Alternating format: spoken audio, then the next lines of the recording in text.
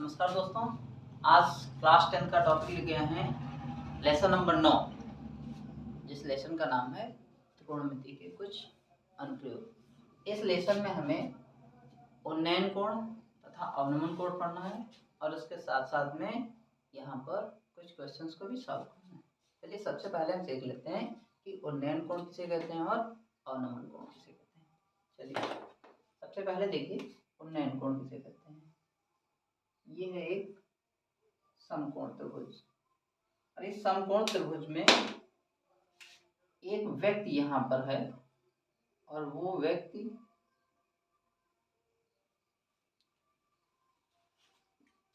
यहाँ पर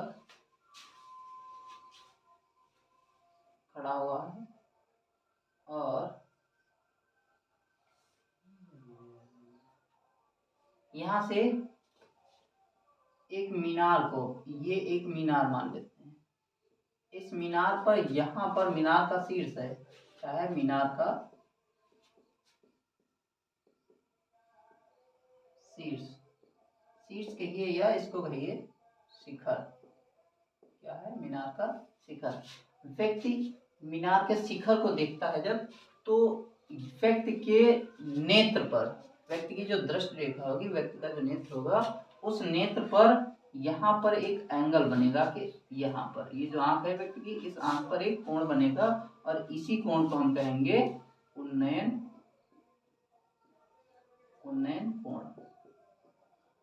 ठीक है, इस एंगल को, ये जो यहाँ पर आंख पर बनेगा, जो यहाँ पर ये आंख बना लिया, इस आंख पर एक नेत्र कोण बनेगा, उस कोण को हम कहेंगे उन्नयन कोण। और ये कोण जो होगा वो क्षैतिज तल से हमेशा ऊर्ध्वाधर बनेगा।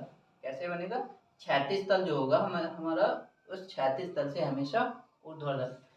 मतलब ये है कि जैसे हम नॉर्मली खड़े हुए हैं, नॉर्मली खड़े होने के साथ साथ में जब हम किसी वस्तु को ऊपर की ओर देखते हैं, ऐसे आकाश की ओर देखते हैं, तो आकाश की ओर जब देखते हैं तो वहां पर कोई वस्तु हमें दिखाई देती है और जब वह वस्तु हमको दिखाई देती है तो उस वस्तु के ठीक लंबवत दूरी को हम ऊंचाई कहेंगे, लेकिन उसके जो तिर्यक दूरी आएगी, मतलब ये जो दूरी आई है नेत्र पर, इस दूरी को हम कहेंगे दृष्टि रेखा। ये है दृष्टि रेखा और इसी दृष्टि रेखा के साथ साथ में यहाँ पर एक उन्नयन कोण बनेगा। ये हो जाएगी उसकी ऊर्ध्वाधर ऊंचाई, ऊर्ध्वाधर ऊंचाई। इसको यहाँ पे हम रिप्रेजेंट करेंगे h से। और ये है आधार कि वस्तु के लंबवत ऊंचाई से हम कितनी दूरी पर खड़े हुए हैं, और जितनी दूरी पर हम खड़े हुए होंगे उसका भी मान हमें यहाँ पे कुछ न कुछ दिया होगा। तो ये जो उन्नयन कोण है, इस उन्नयन कोण को हम जब कोई वस्तु को हम ऊर्ध्वाधर देखेंगे तो हमारे नेत्र पर एक उन्नयन कोण बनेगा। इसके साथ साथ में सपोज करिए आप कि मान लो हमें कभी कभी वस्तु नीचे देखनी पड़ती है, जैसे नदी में कोई बहता हुआ जानवर जा रहा है या कोई मछली बह रही है, तो उस मछली को हमें देखने के लिए हमें अपने नेत्र को नीचे डाउन करना पड़ेगा। और जैसे ही हम नीचे नेत्र दृष्टि को नीचे डालेंगे तो वहाँ पर भी हमारी आंख पर एक कोण बनेगा, उस कोण को हम कहते हैं उन्नयन कोण। जैसे ये हो गई हमारी आंख और इस आंख के ये हो गया क्षैतिज तल और मछली यहाँ पर एक मछली बह रही है। हमने यहाँ से देखा, हमने क्या देखा, यहाँ से एक मछली को देखा और मछली को जब हमने देखा तो यहाँ पर हमारे एक कोण बन गया और इस कोण को हम कहेंगे अवनमन कोण। ये हो जाएगी मछली की नीचे की ओर ऊंचाई, अर्थात गहराई की क्षैतिज तल से मछली कितनी गहराई में है। अब दोनों में अंतर देखिएगा, उन्नयन कोण हमेशा ऊर्ध्वाधर ऊपर की ओर लिया जाता है और अवनमन कोण जो होता है वो हमेशा क्षैतिज तल से नीचे की ओर लिया जाता है। क्लियर हो गया? चलिए अब यहाँ पे जो एक्सरसाइज 9.1 है उस एक्सरसाइज का हम पहला सवाल सॉल्व करते हैं। देखिए क्वेश्चन नंबर फर्स्ट है और ये राजीव प्रकाशन की बुक है। इस बुक में क्वेश्चन नंबर फर्स्ट हमारा दे रखा है, सर्कस का एक कलाकार एक 20 मीटर लंबी डोर पर चढ़ रहा है जो अच्छी तरह से तनी हुई है। मतलब यहाँ पर ये एक डोर है, एसी जो है वो एक डोर है, इस डोर पर सर्कस का एक कलाकार यहाँ से चढ़ रहा है और ये जो डोर है ये 20 मीटर की है जो एक खंभे के शीर्ष से बंधी हुई है और एक जगह खूंटे से बंधी हुई है और खूब कस के टाइट करके खींच के तन की गई है। क्या कह रहा है? तरह से तनी हुई है और भूमि पर लगे खंभे के शिखर से बंधा हुआ है। यदि भूमि स्तर के साथ डोर द्वारा बनाया गया कोण 30 डिग्री का हो, कितना एंगल दे रखा है हमें? इस भूमि स्तर के साथ 30 डिग्री का कोण हो तो खंभे की ऊंचाई कहती है। हमें ज्ञात क्या करना है? खंभे की ऊंचाई। ये हाइट, ये एक AB खंभा है और इस AB खंभे की हमें ऊंचाई ज्ञात करनी है, जबकि हमें AC जो डोर है वो उस डोर की माप हमें दे रखी है 20 मीटर। ये देखिए 20 मीटर दे रखी है और ये राजीव प्रकाशन की बुक का क्वेश्चन नंबर फर्स्ट है, लेकिन मनोहर रे प्रकाशन का जो क्वेश्चन नंबर वो 7 मिलेगा आपको। 7 नंबर देखिएगा उसमें तो 7 नंबर में मिल जाएगा। चलिए सबसे पहले यहाँ पे देखिए एंगल कौन सा बन रहा है, उन्नयन कोण बन रहा है कि अवनमन कोण। तो यहाँ पर जब भी सर्कस होगी तो सर्कस में जो डोर होगी वो ऊपर के लिए और ऐसे बांधी जाएगी और खंभा होगा तो खंभा हमेशा ऊर्ध्वाधर होगा और उस खंभे से डोर को बांधा जाएगा। तो यहाँ पे जो डोर है वो है क्षैतिज तल से ऊपर के लिए जा रही है। तो यहाँ कोण कौन सा बन रहा है? उन्नयन कोण। और उन्नयन कोण का कितना डिग्री का है? उन्नयन कोण है 30 डिग्री का। ये हमें चित्र में दिया गया है, ये बुक में हमें पहला चित्र बना के दिया गया है। हमें इसमें h ज्ञात करनी है। देखिए यहाँ पे मान लीजिए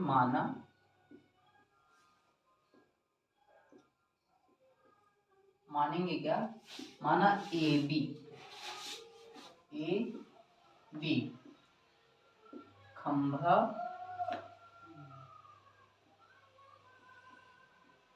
AB खंभा है,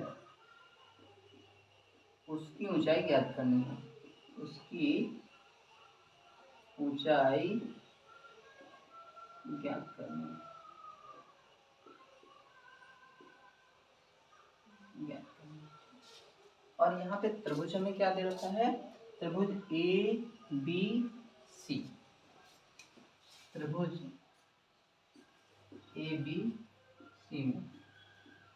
ABC में हमें ज्ञात क्या करना है? देखिए आपको पिछली वीडियो में हमने ये बताया है कि इतना आप याद रखिएगा कि न्यून कोण जो होगा हमारा, न्यून कोण जिस शीर्ष पे बनेगा उस न्यून कोण के ठीक सामने वाली भुजा जो होगी, इसके ठीक सामने वाली भुजा कहलाएगी लंब और जहाँ 90 डिग्री एंगल होगा उसके ठीक सामने वाली भुजा कहलाएगी कर्ण और तीसरी भुजा जो होती है वो कहलाती है आधार। अब यहाँ देखिए किन दो भुजाओं का रेशियो दे रखा है, किन दो भुजाओं का अनुपात है? तो यहाँ पे लंब और कर्ण का अनुपात है और लंब और कर्ण किस में आता है? हमें साइन में देखने को मिलता है। साइन थीटा बराबर क्या होता है? लंब बटे कर्ण। तो यहाँ जो त्रिभुज ABC में साइन और थीटा की वैल्यू कितनी दे रखी है? 30 डिग्री। तो यहाँ रख दीजिए साइन 30 बराबर, साइन होता है लंब बटे कर्ण और लंब किससे दर्शा रहे हैं? AB से। तो AB बटे कर्ण है AC, AB बटे AC। अब साइन 30 का मान कितना होता है? तो साइन 30 का मान होता है 1/2। यहाँ पे रख दीजिए अब 1/2 बराबर BC को आपने क्या माना है? AB को माना है आपने H। तो यहाँ पे रख दीजिए H अपॉन BC का मान कितना दे रखा है हमें? BC का मान है 20 मीटर। तो यहाँ पे रख दीजिए 20। अब यहाँ क्रॉस मल्टीप्लाई करा दीजिए। यदि क्रॉस मल्टीप्लाई नहीं कराना चाहते हैं तो सीधे सीधे 2 से डिवाइड कर दीजिए। यहाँ पे कितनी बार में होगा? 10 बार में हो जाएगा। और यहाँ पे बचा 1 और h का 1 से मल्टीप्लाई कराओगे तो h और h बराबर मिल जाएगा आपको 10 मीटर। तो यहाँ पे खंभे की ऊंचाई कितनी मिल गई है 10 मीटर। इसको आप ऐसे भी कर सकते हैं, ये जो लिखा है 1/2 इज इक्वल टू h/20। यहाँ पे जब क्रॉस मल्टीप्लाई कराओगे तो 2h हो जाएगा और यहाँ पर हो जाएगा 20। अब 2 को साइड चेंज करोगे तो भागित में जाएगा तो 20/2। अब 2 से भाग कर दीजिए आप तो 2 1 2, 2 दहम 20। तो यहाँ पे कितना आ जाएगा 10 मीटर। बात समझ आ गई ना। चलिए अब क्वेश्चन नंबर 2 देखते हैं।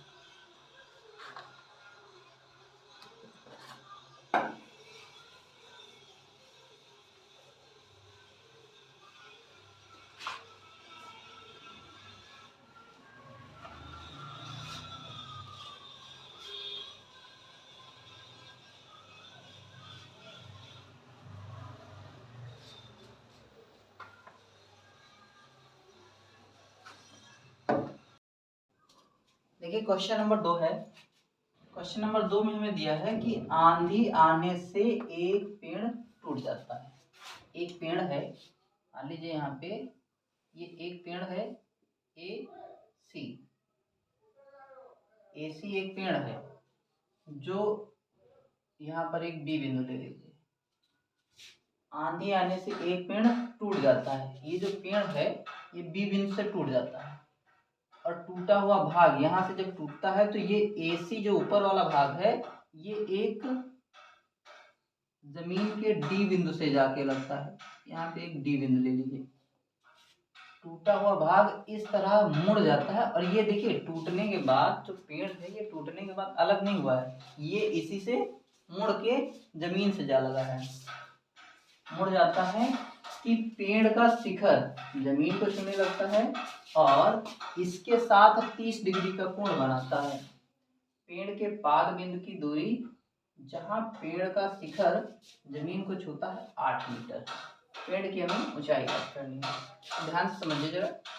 यहाँ पर हमने मान लिया है AC एक पेड़ है और आंधी आने से पेड़ B बिंदु से मुड़ जाता है और मुड़ने के बाद इसका जो शिखर है BC शिखर है ये जमीन से जा लगता है और जमीन पर एक बिंदु D है। उस D बिंदु की पेड़ के पाद बिंदु से 8 मीटर दूरी है जहां पे पेड़ का शिखर जमीन को छू लेता है और यहाँ पर ये 30 डिग्री का कोण बना देता है। हमें पेड़ की कुल ऊंचाई बतानी कि पेड़ कितना ऊंचा है।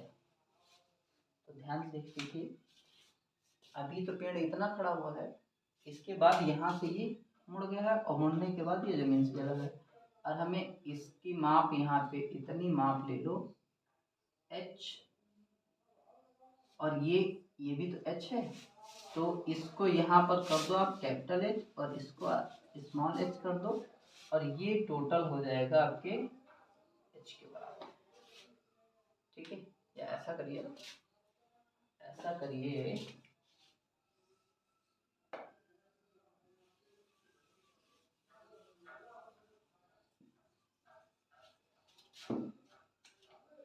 पेड़ की कुल ऊंचाई को आप मान लीजिए h और ये यहाँ से यहाँ तक की स्मॉल h ले लीजिए और ये दूरी जो है वो x ले लीजिए यहाँ से यहाँ तक की और h बराबर यहाँ पे रख दीजिए h बराबर h प्लस x। बात समझ आ रही है ना। ये जो पेड़ है ये यहाँ से यहाँ तक इतना ऊंचा है और इसकी ऊंचाई को आपने मान लिया है h और ये h बराबर किसके है पेड़ के तने से और प्लस जो शिखर मुड़ा हुआ है जमीन से छू लगा है उसके बराबर में। चलिए देखिए, यहाँ सबसे पहले हम आधार और लंब के रेशियो को सॉल्व कर लेते हैं। तो यहाँ त्रिभुज कौन सा बन रहा है, त्रिभुज DAB में, त्रिभुज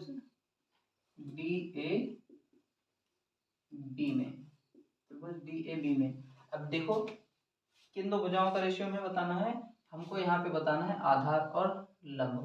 तो आधार और लंब बताता है tan, और थीटा कितना है 30 डिग्री। तो tan 30 डिग्री बराबर tan होता है लंब बटे आधार। लंब क्या है यहाँ पे AB और आधार है AD।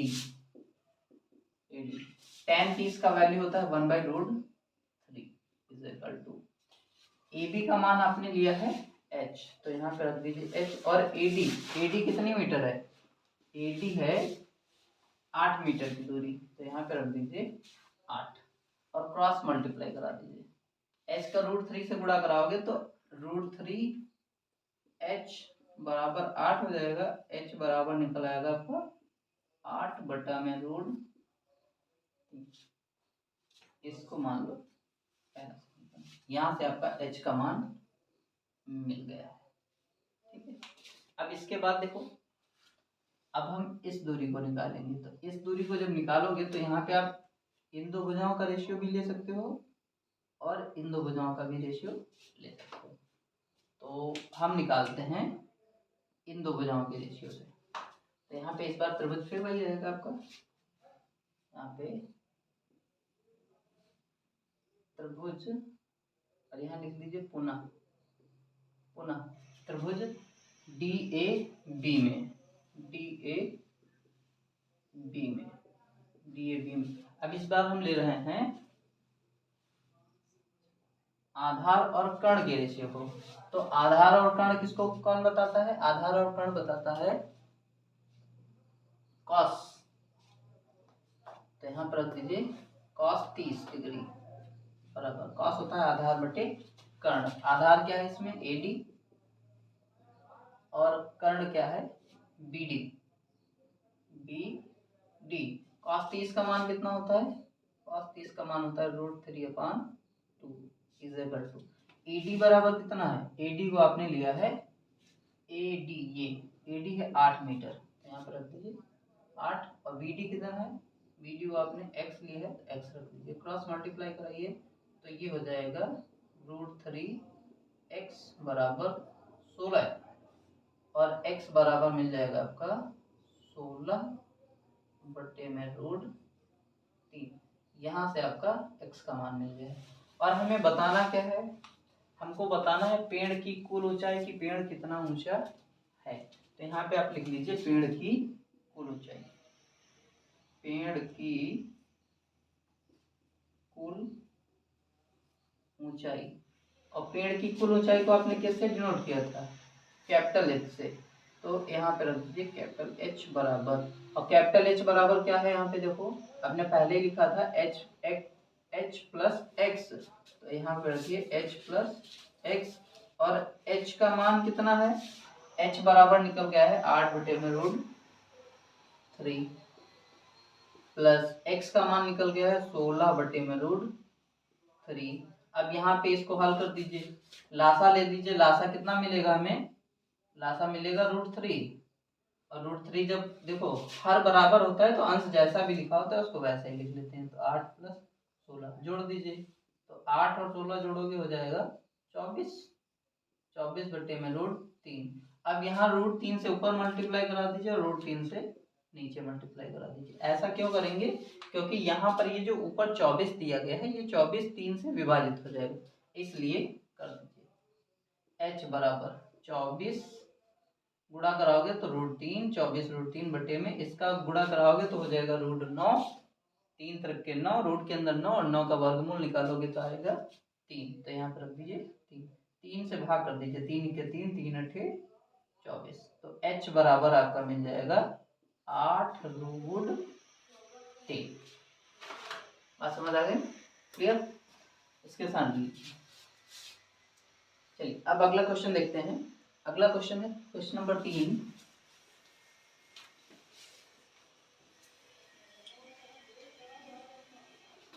क्वेश्चन नंबर 3 में हम देखेंगे कि सवाल क्या दिया है, उसके बाद उसका सॉल्यूशन कैसे आएगा।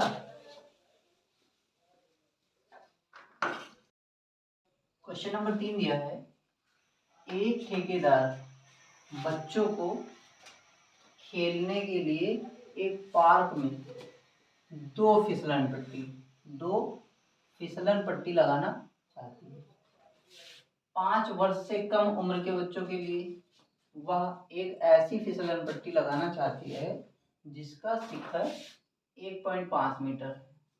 यहाँ पे देखिए 5 वर्ष से कम के लिए है, यहाँ पर है 1.5 मीटर की ऊंचाई पर हो और भूमि के साथ 30 डिग्री के कोण पर झुका हुआ, जबकि इससे अधिक उम्र के बच्चों के लिए वह 3 मीटर की ऊंचाई पर एक अधिक ढाल की फिसलन पट्टी लगाना चाहती है जो भूमि के साथ 60 डिग्री का कोण बनाती हो। प्रत्येक स्थिति में फिसलन पट्टी की लंबाई क्या होनी चाहिए। देखिए यहाँ पर एक ठेकेदार है जो 2 फिसलन पट्टी लगाना चाहता है। एक तो 5 वर्ष से कम उम्र के बच्चों के लिए, 5 वर्ष से कम उम्र के बच्चों के लिए, और एक फिसलन पट्टी लगानी चाहती है वो 5 वर्ष से अधिक उम्र के बच्चों के लिए। तो यहाँ पे हमें 2 चित्र बनाने पड़ेंगे, एक तो 5 वर्ष से कम उम्र के बच्चों के लिए, एक होगी 5 वर्ष से अधिक उम्र के बच्चों के लिए। तो यहाँ पे ले लेते हैं 5 वर्ष से कम उम्र के बच्चों के लिए। 5 वर्ष से कम उम्र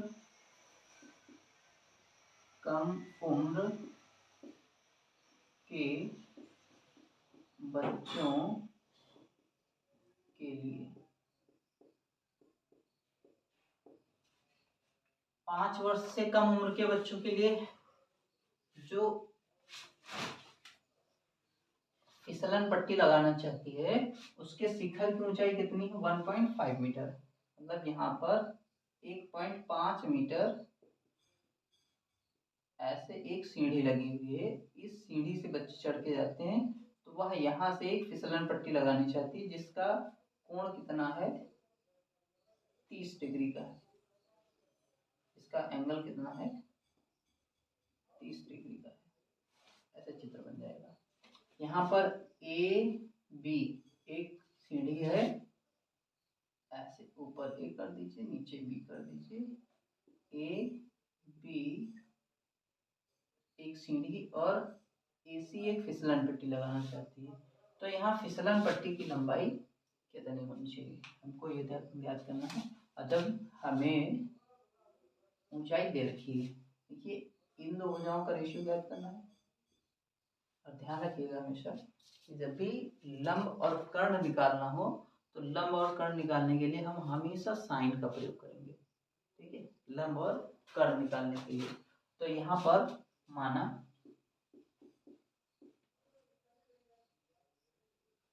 AC एक फिसलन पट्टी है, फिसलन पट्टी है, तथा AB एक सीढ़ी है जिसकी लंबाई 1.5 मीटर 1.5 मीटर है। हमें ज्ञात करना है AC।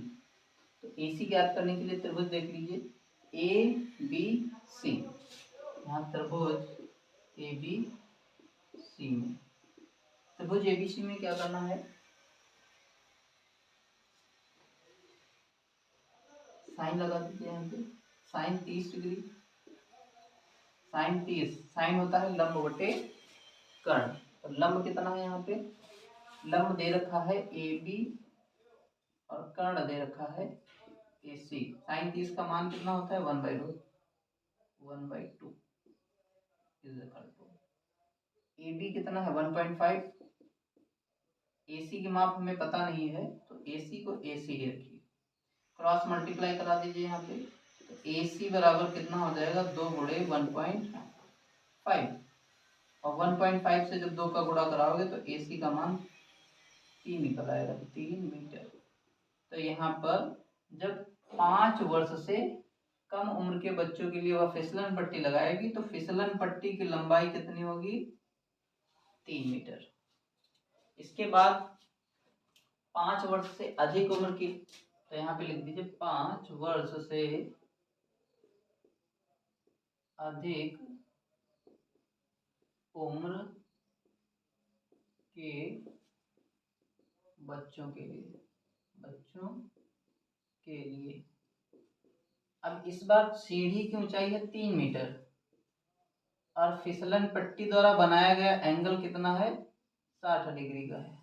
ऐसे यहाँ पर एंगल बन रहा है 60 डिग्री का। ये ए बी एक सीढ़ी है और ए सी एक फिसलन पट्टी है। हमें मान ज्ञात करना है ए सी का। तो यहाँ समकोण त्रिभुज ए बी सी में, या अगर आप चाहते हैं इसका नाम बदलना तो यहाँ पे नाम इसका बदल दीजिए। यहाँ पे रख दीजिए पी क्यू आर में, त्रिभुज पी क्यू आर में, पी क्यू आर में। अब यहाँ पर भी देखिए फिसलन पट्टी की लंबाई ज्ञात करना है, मतलब हमें लंब और कर्ण के अनुपात को बताना है। और लंब और कर्ण के अनुपात को हमें सिर्फ कौन बताएगा? साइन बताएगा और कॉसेक भी बताएगा, लेकिन हमें यहाँ पर सिर्फ 3 का ही उपयोग करना है। एक तो साइन, कॉस, टेन, ठीक है। तो यहाँ इस चित्र में हमें साइन का प्रयोग करना है। तो साइन थीटा, और थीटा का मान कितना दे रखा है? 60 डिग्री। तो साइन 60 बराबर, साइन होता है लंब बटे कर्ण, तो लंब क्या है? पी क्यू और कर्ण है पी आर। साइन 60 का मान कितना होता है? साइन 60 का मान होता है √3/2। पी क्यू का मान कितना दे रखा है? 3 मीटर। और पी आर को पी आर ही रखिए, क्रॉस मल्टीप्लाई करा दीजिए। तो √3 पी आर बराबर 3 दूना 6। पी आर बराबर, यहाँ क्रॉस मल्टीप्लाई नहीं होगा, साइड चेंज करोगे तो ये बटे में आ जाएगा √3। यहाँ √3 से ऊपर गुणा कर दीजिए और √3 से नीचे गुणा कर दीजिए। तो पी आर बराबर 6√3/3। पी आर बराबर 3 के 3, 3 दूनी 6, 2√3। पी आर का मान ये हो गया इतने मीटर। अभी आप चाहते हैं √3 का मान रख के तब लिखना, तो √3 का मान रख के कर दीजिए। तो पी आर बराबर √3 का मान होता है 1.732, गुणा कर दीजिए। पी आर बराबर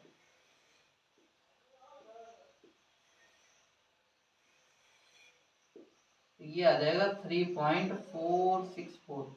2 यहाँ से गुणा करिए, 2 दूनी 4, फिर 2 3 6, 2 7 14, फिर 2 1 के 2 और 1 यहाँ से जोड़ दीजिए। तो ये हो जाएगी, जब 5 वर्ष से अधिक उम्र के बच्चे के लिए आप फिसलन पट्टी लगाओगे और जो सीढ़ी होगी उसकी जो ऊंचाई होगी वो 3 मीटर होगी, तो फिसलन पट्टी की जो लंबाई है वो है 3.46, मतलब लगभग 3.5 मीटर। या ऐसे कह लो कि पी आर का मान √2√3। अब क्वेश्चन नंबर 4 की तरफ चलते हैं। और क्वेश्चन नंबर 4 में हम सवाल को नहीं लिखेंगे क्योंकि यहाँ पे सवाल लिखते लिखते बहुत समय हो रहा है, तो हम सीधे सॉल्यूशन पे बात करेंगे इसके। आप बुक में क्वेश्चन देख लीजिएगा, हम पढ़ के बता देंगे यहाँ से। हम क्वेश्चन को यहाँ से पढ़ देंगे, उसके बाद सीधे सॉल्यूशन पे बात करेंगे।